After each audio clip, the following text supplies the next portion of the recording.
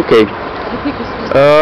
Să spuneți ce părere aveți despre modul cum e circulația pe alea aceasta din jurul lacului. E destul de nasol și destul de stresant, mai ales ca părinte.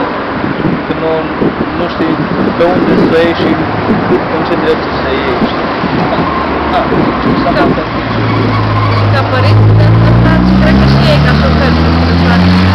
Trebuie să se miște printre copii, oameni care lasă. Și veniți des pe aici? Nu, încercăm să nu. Deși stăm foarte aproape și ar fi foarte fain să se miște copiii aici, dar evităm. Dacă e absolut necesar. Deci dacă s-ar amenaja mai bine, ați veni cu siguranță. Am putea să ne plimbăm pe aici în fiecare zi. Și care credeți că e soluția? Deci care credeți că ar fi cea mai bună soluție? Dacă nu se poate opri ieșirea din parking. Ori așa, ori făcut cel puțin un centru și un trotuar care să fie protejat. Ca și idee. În rest, nu știu, aici soluțiile cred că tehnice ar trebui să le dea altcineva și nu ar trebui să mai dăm părerea. Ok. Ar putea să nu se iasă din parking pe acolo, să se iasă din parking. Da, să-i devieze oriunde altă. Să se iasă din parking. Să te greveze zona asta de mașini. Da, cam asta e. Mai mult...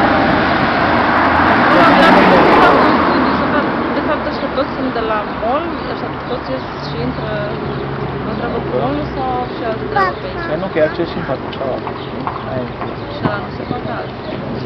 Da, zic că nu știu dacă merge să ne primim cu părere pe tema asta.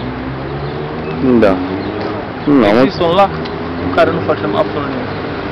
Sunt două lacuri, da? Sunt două lacuri, da, mai sunt acolo încă două și acolo este chiar un parc foarte drăguț și la care să ajungi extrem de greu și printre garaje și, da, destul de ciudat, care arată foarte bine și foarte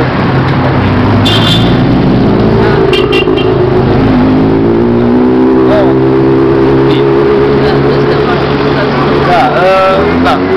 Bun, vă înțeleg. Mulțumesc foarte mult. Ok, mersi și noi. Așa, bun, fac. Acum să ai grijă numai să nu te ia careva.